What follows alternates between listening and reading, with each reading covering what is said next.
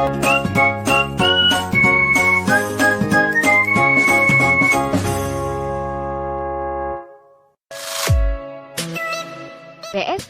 Inspire the Future. Assalamualaikum warahmatullahi wabarakatuh. Halo teman-teman semuanya. Apa kabar? Baik ya pastinya. Kenalin, aku Larasati Arum dari Departemen Entrepreneurship and Development atau ENDEV dari Bogor Science Club BSC IPB 2020. Nah, hari ini aku mau bareng sama teman-teman aku dari Departemen ENDEV. Kita mau bincang-bincang nih dengan tema Science dan Bisnis. Nah, Science dan bisnis. Emangnya science dan bisnis itu berkaitan ya? Emangnya relate? Nah, itu menarik banget kan buat kita bahas. Nah, sebelum kita bahas lebih dalam, kita kenalan dulu yuk sama teman-teman aku dari Departemen ENDEV untuk podcast perdana kami ini. Yang pertama itu ada Mbak Prima. Mbak Prima ini adalah Kepala Departemen dari ENDEV di BSC IPB 2020.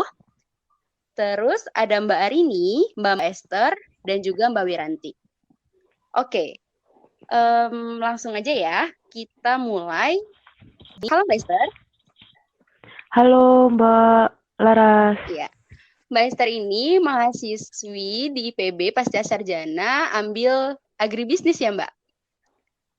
Ya, benar. Iya. Nah, berarti Mbak Esther ini sains banget ya. Tapi ternyata Mbak Esther ini juga punya usaha teman-teman. Nah, kita mau tahu nih Mbak Esther. Mbak Esther ini punya usaha apa ya Mbak Esther?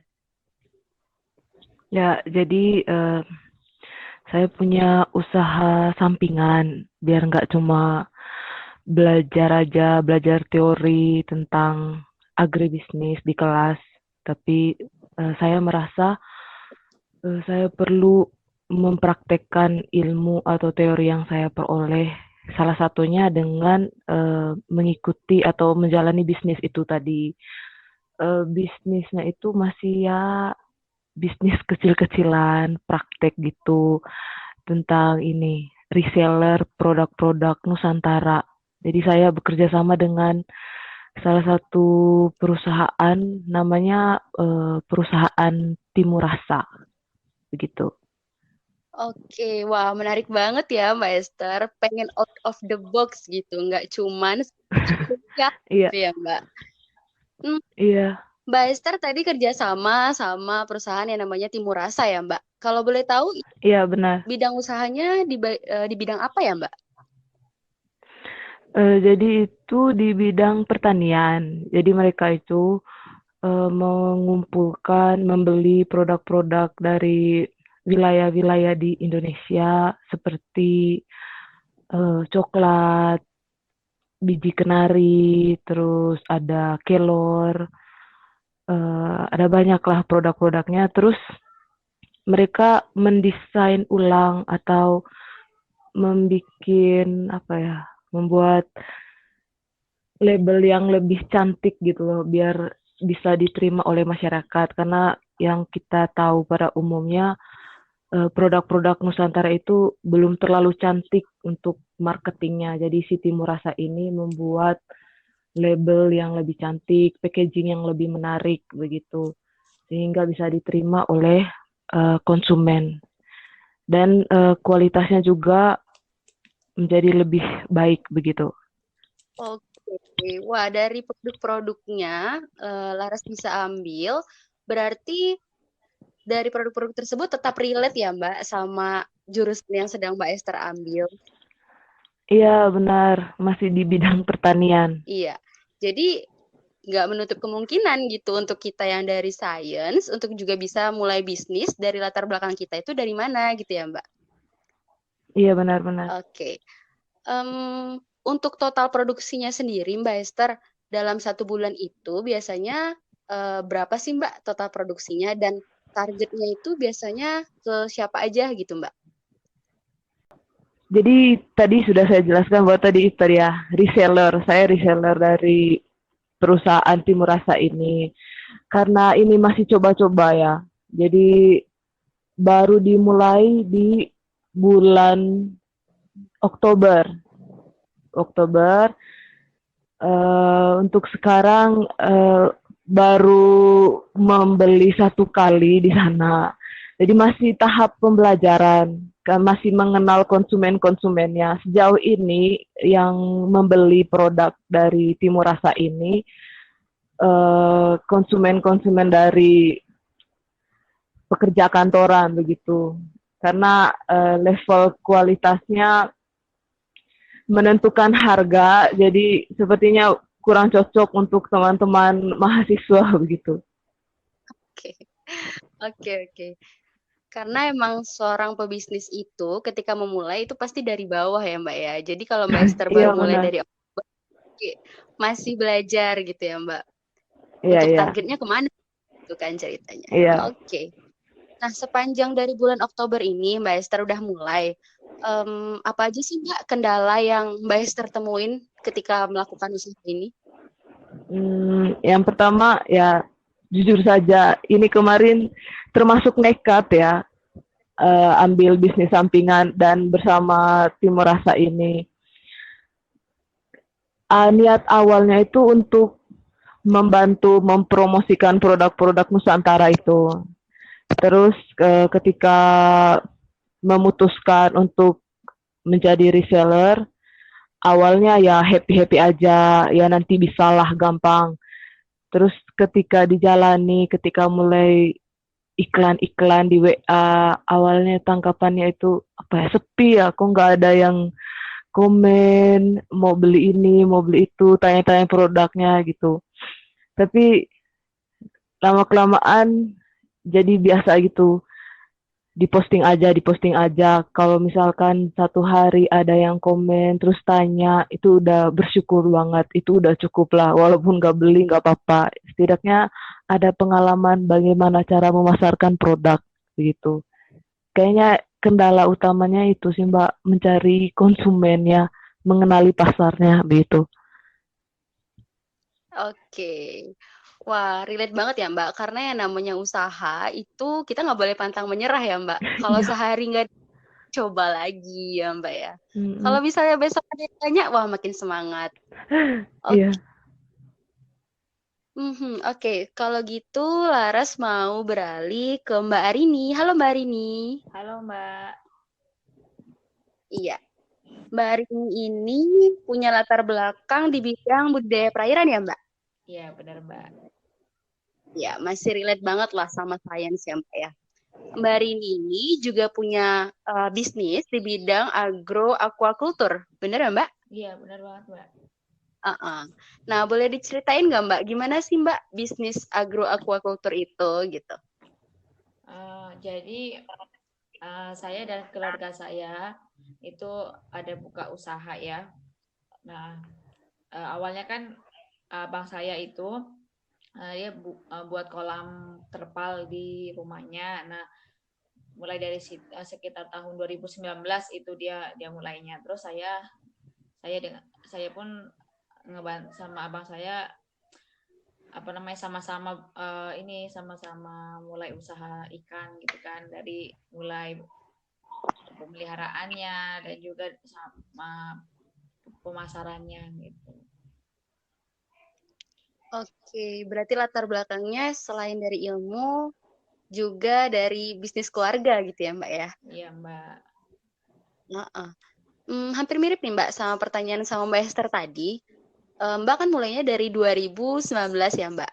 Nah, selama dari 2019 itu sampai sekarang udah 2021, gimana tuh Mbak peningkatan produksinya? Kemudian targetnya tentang agro aquaculture ini juga kemana aja gitu Mbak bisa dilaksanainnya?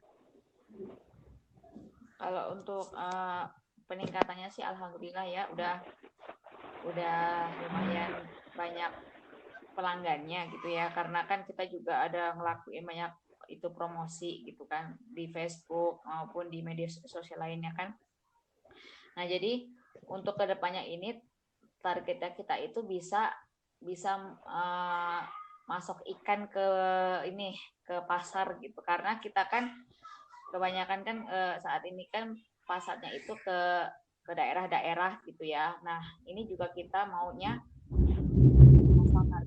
ke ke pasar, ke warung-warung makan gitu. Nah, jadi kita jadi tempat distributor ikannya gitu.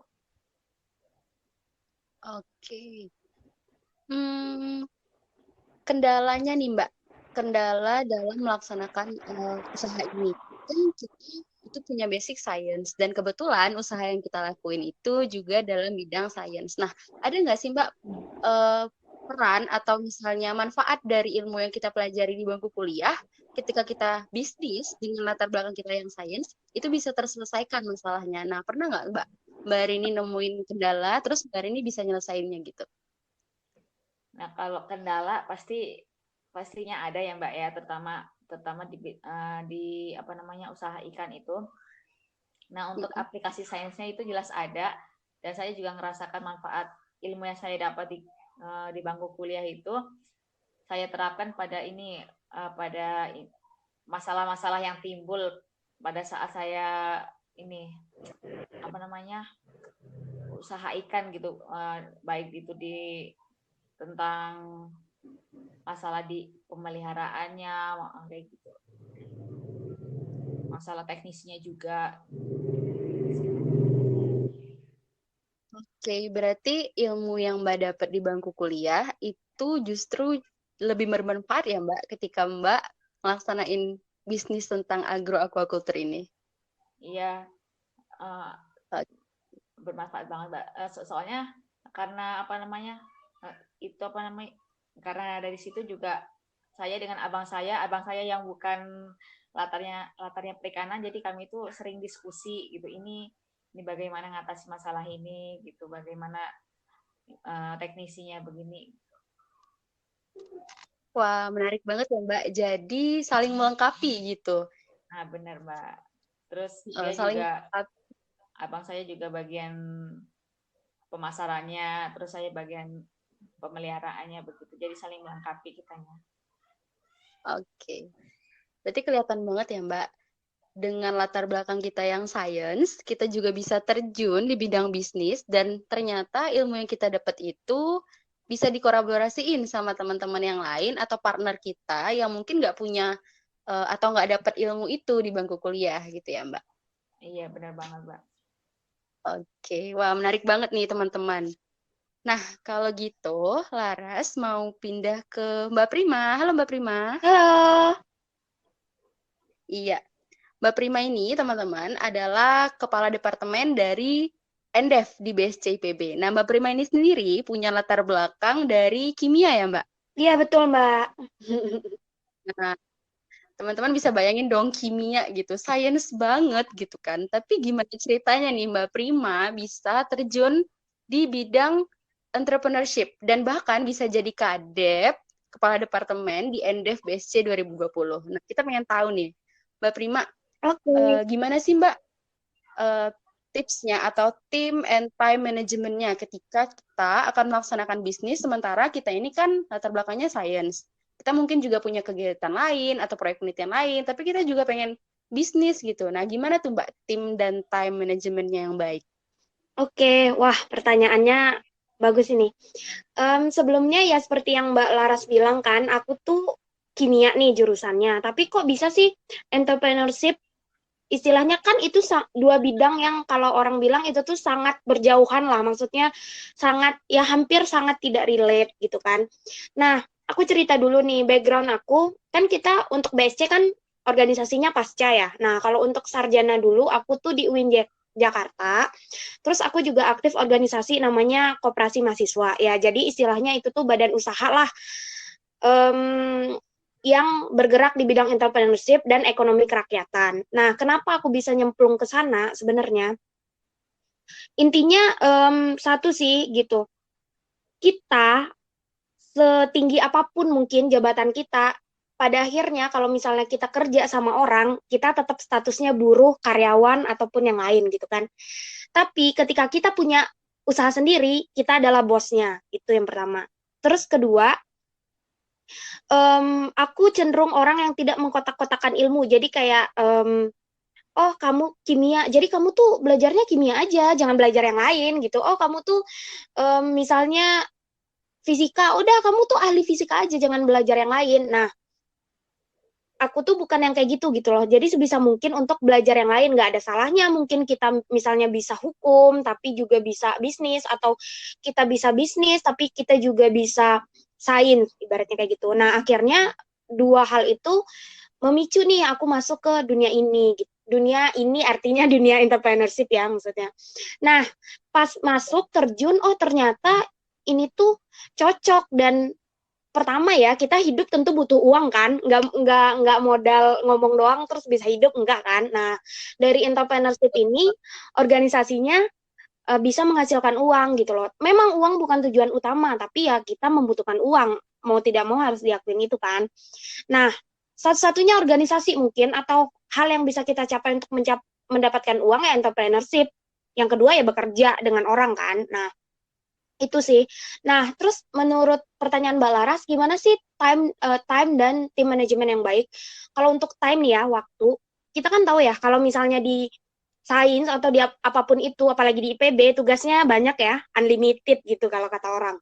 Gimana sih secara time manajemennya? Nah, kalau misalnya kita masuk ke organisasi, yang harus kita tahu pertama, organisasi apapun itu nggak cuma BSC ataupun entrepreneurship atau gabung di perusahaan, itulah kita tuh sebagai orang ya harusnya berperan, bukan baperan kalau istilah anak muda zaman sekarang. Jadi kayak ya udah kita harus melakukan tugas kita, job desk kita gitu loh. Jadi bukan hal-hal sentimental itu di kebelakangin dulu. Nah, jadi kita bisa profesional untuk time manajemennya itu gitu. Jadi kan nggak ada orang yang terlalu sibuk kan, yang ada tuh cuman ya kamu memprioritaskan itu apa enggak, istilahnya begitu. Terus kalau untuk tim manajemennya, intinya cuma satu, komunikasinya harus baik gitu. Itu aja, simpelnya itu aja. Kalau misalnya komunikasinya udah baik, insya Allah tuh bakal lancar ke depannya. Gitu sih Mbak. Oke, wow, menarik banget ya jawaban Ibu Kadep kita ini. Berarti untuk time sendiri itu tuh tergantung dengan kita prioritaskan hal ini atau enggak. Dan setiap orang itu bisa prioritasnya itu bisa banyak, enggak cuma satu gitu kan ya. Sedangkan yang tim, Iya yang betul. penting, yang paling adalah komunikasi ya Mbak ya. Iya betul. Oke. Nah, sepanjang Mbak Prima bergelut di bidang bisnis gitu Mbak, apa sih Mbak yang sering terjadi ketika seseorang memulai bisnis, terus kendala yang paling sering mereka temukan tuh apa gitu Mbak? Kalau misalnya apa sih yang sering terjadi ketika orang memulai bisnis, itu yang pertama adalah bingung sebenarnya. Bingung mau buat produk apa, atau bingung mau gimana cara pemasarannya nanti, intinya bingung. Nah, makanya kita tuh sebenarnya harus punya sebelum memulai bisnis itu bisnis plan. Jadi untuk menghindari kebingungan-kebingungan itu. Sekarang bisnis plan juga udah ilmiah kok, artinya sudah dilombakan. Artinya kan ya mirip-mirip LKTI lah. Jadi ibaratnya itu penting sih. Bingung, itu kendala yang pertama. Terus tadi pertanyaannya gimana cara mengatasi kendala itu ya? Iya. Nah, gimana cara mengatasi kendala itu ya? Intinya kita harus memang banyak sharing sih. Nah, podcast ini tuh salah satunya gitu loh. Podcast apapun lah. Ketika kita misalnya mendengar sesuatu gitu loh, atau mendapat ilmu sesuatu, nah itu bakal bisa menambah pengetahuan baru kita, istilahnya gitu kan. Jadi untuk menghindari kebingungan itu gitu loh. Kadang kan ada orang yang kalau misalnya baca buku gitu kan, aduh kayaknya nggak nyambung gitu loh. Nah coba mungkin cara belajarnya bukan membaca, tapi lebih ke auditori kan. Nah coba dengar ibaratnya podcast ini gitu. Tapi apapun itu akhirnya kalau teori-teori aja tuh sama aja bohong kan, ibaratnya samjubong lah, ibaratnya kayak gitu kan, sama juga bohong. Nah untuk prakteknya ya benar, kamu pada akhirnya tetap harus cari tim yang baik gitu. Kalau misalnya Mbak Laras ikutin drakor nih Mbak, startup kan heboh nih. Nah, Mbak. Nah itu tuh sebenarnya ada hal yang bisa kita ambil dari sana gitu loh, bahwa bisnis itu dia butuh tim, dan tim itu kamu harus punya mentor yang bagus gitu loh. Kamu harus punya mentor yang kuat. Istilahnya kayak gitu.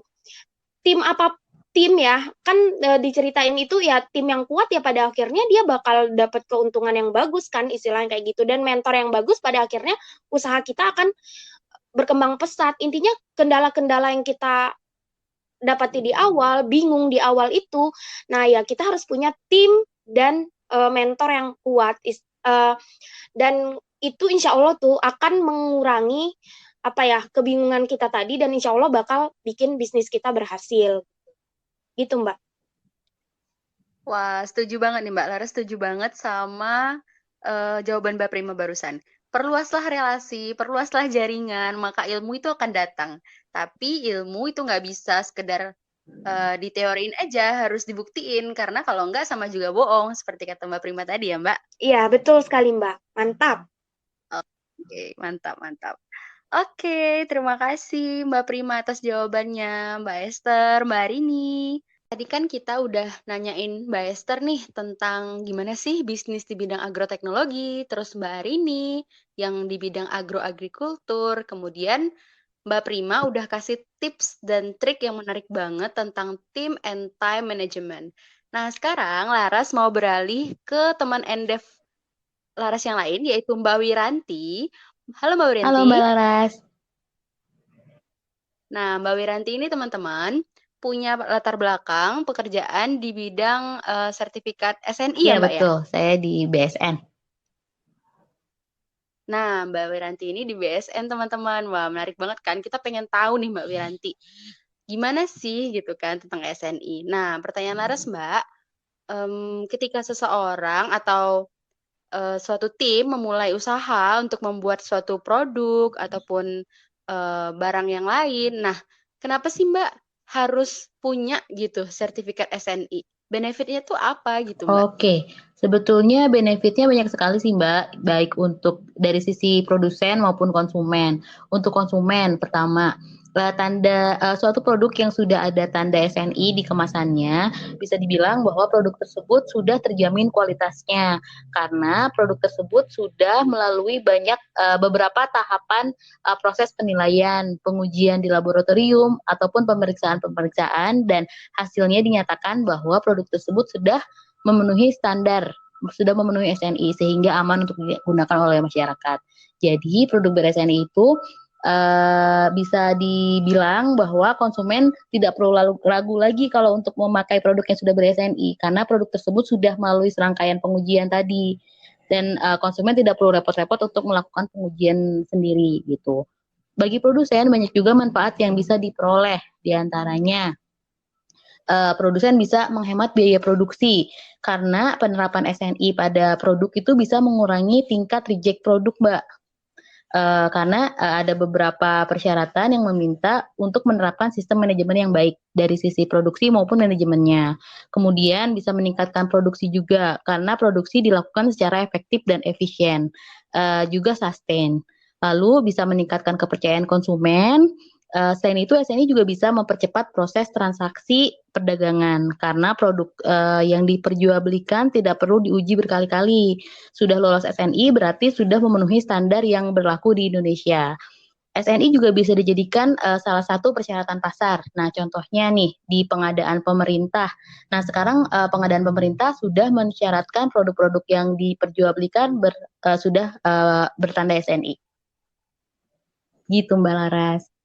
Wah, banyak banget ya Mbak ternyata benefit kalau kita punya sertifikat SNI, baik itu untuk kita produsen maupun nanti konsumen yang memakai barang Iya, kita betul, ya Mbak Mbak. ya.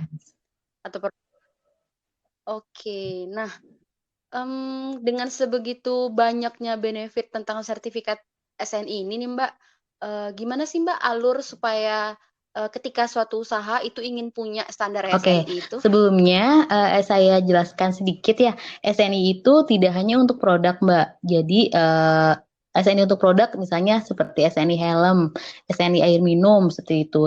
Tapi ada juga SNI yang untuk jasa, misalnya ada SNI untuk usaha jasa perjalanan wisata. Jadi yang di SNI-kan, yang disertifikasi itu usahanya. Lalu ada juga SNI sistem. Misalnya sistem manajemen mutu, sistem manajemen lingkungan, sistem manajemen keamanan informasi, itu yang diberikan sertifikat atau sertifikasi adalah sistem manajemen di perusahaan tersebut atau di organisasi tersebut. Kemudian ada juga SNI mengenai personal. Jadi misalnya sertifikat yang diberikan untuk personel yang mempunyai kompetensi tertentu. Nah, jadi SNI bisa diberikan kepada produk, sistem, proses, personel maupun jasa seperti itu. Nah, bagaimana sih cara mendapatkan SNI? Pertama, teman-teman harus make sure dulu kalau misalnya SNI tersebut sudah ada. Misalnya, teman-teman punya produk berupa minuman jahe merah misalnya. Nah, teman-teman harus cari dulu apakah SNI-nya sudah ada, apakah SNI-nya sudah ditetapkan.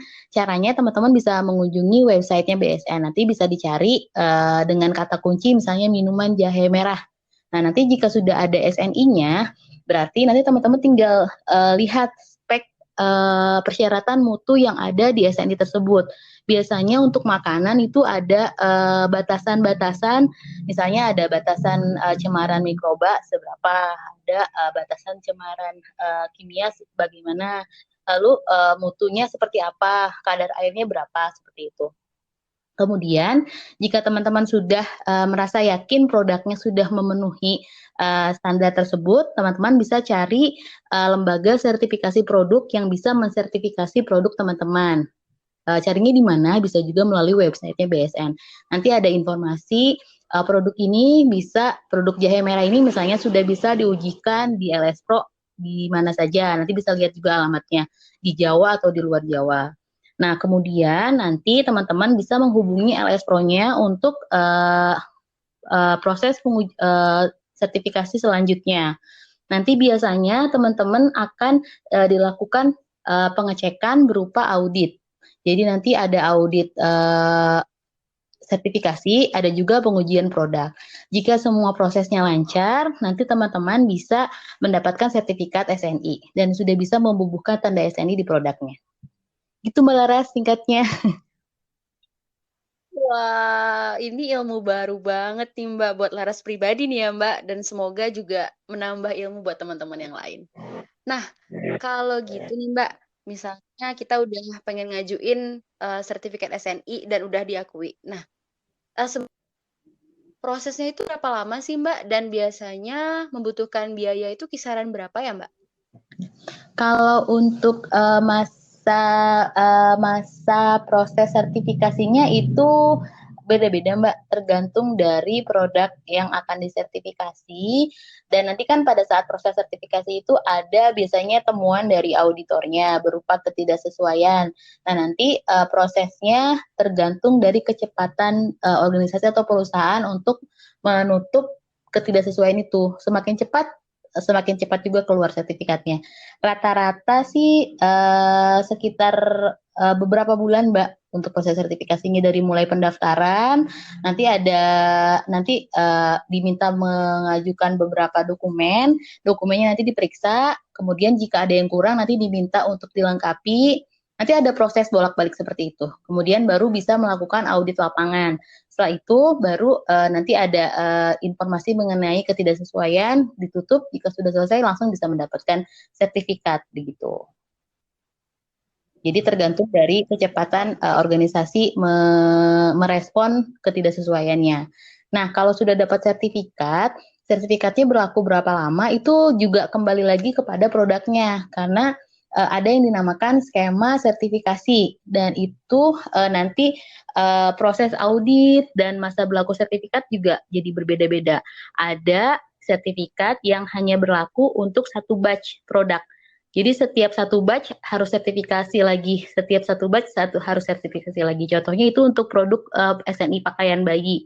Ini SNI-nya sudah wajib. Kemudian ada juga SNI yang masa sertifikatnya bisa berlaku 3-4 tahun. Itu untuk SNI, contohnya SNI air minum dalam kemasan. Nah, nanti setiap tahun ada yang namanya proses surveillance untuk pengawasan. Jadi setiap tahun ada seperti audit dilakukan oleh lembaga sertifikasi produknya. Seperti itu, Mbak. Tadi ada yang kelewat nggak ya pertanyaannya? Ada Mbak.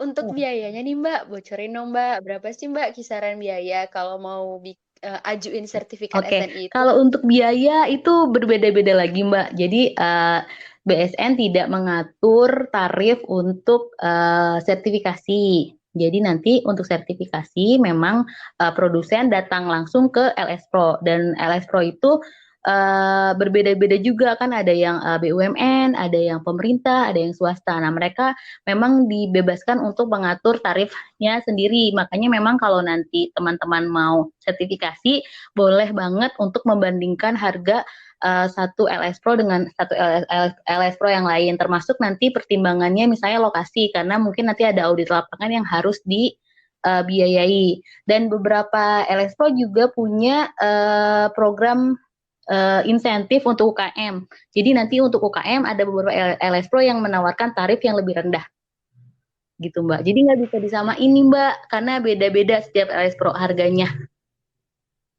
Begitu. Oke, berarti untuk prosesnya, untuk masa berlakunya itu tergantung lagi sama produk yang kita hasilkan itu apa ya Mbak Betul. jenisnya. Sedangkan untuk biayanya teman-teman bisa banget untuk ngebandingin LS Pro ini berapa sih biayanya, LS Pro ini berapa sih biayanya, Iya, ya betul. kan? Betul, Mbak. Oke, oke, sip. Nah, untuk re-registrasinya nih Mbak, itu gimana ya Mbak cara untuk re-registrasi sertifikat Nah, SNI kalau itu? teman-teman sudah mendapat sertifikasi SNI, memang disarankan 6 bulan sebelum selesai, sebelum berakhir, dilakukan re-registrasi. Jadi kembali menghubungi LS Pro yang memberikan sertifikat, atau kalau misalkan kurang nyaman dengan LS Pro tersebut, bisa pindah ke LS Pro yang lain. Tapi sudah mulai dipersiapkan untuk sertifikasinya. Biasanya kalau misalnya sudah dapat sertifikat SNI, nanti prosesnya tidak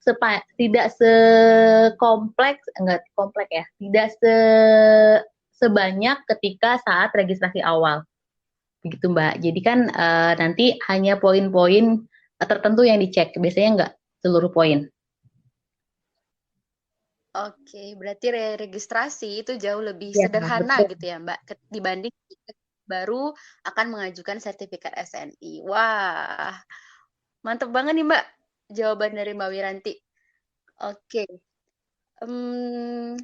sepertinya sudah semua teman-teman NDEF Laras tanyakan. Terima kasih Mbak Wiranti atas jawabannya. Sama Mbak Laras. Ya, terima kasih juga kepada Mbak Esther, Mbak Arini, kemudian Mbak Prima, dan juga Mbak Wiranti. Nah, sepertinya sampai di sini dulu podcast perdana NDEF. Buat teman-teman yang masih penasaran nih, beneran nggak sih sains itu bisa berkaitan sama bisnis? Nah, teman-teman pantengin terus ya podcast dari NDEF.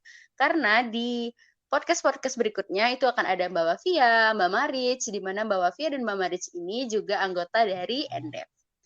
Oke, terima kasih kepada teman-teman yang sudah mendengarkan podcast NDEF hari ini, dan juga terima kasih kepada teman-teman NDEF yang sudah bersedia nih sharing pengalamannya, bersedia juga untuk kasih gambaran, beneran nggak sih sains itu bisa relate dengan bisnis. Nah, dari podcast ini harus bisa tarik kesimpulan, untuk terjun ke dalam dunia bisnis, itu bisa terbuka dari segala penjuru. Jadi, tidak bisa dikotak-kotakan. Sekalipun kita dari latar belakang sains, kita juga bisa nih teman-teman untuk terjun di bidang bisnis. Bahkan, latar belakang kita yang sains itu juga bisa membantu memecahkan permasalahan-permasalahan yang terjadi ketika kita memulai suatu usaha. Nah, teman-teman diharapkan supaya teman-teman bisa punya ide nih, habis ini aku mau ngapain ya? Habis ini buka usaha apa ya? Nah, semoga membantu teman-teman. Sekian podcast dari NDEF hari ini. Aku Laras pamit. Assalamualaikum warahmatullahi wabarakatuh.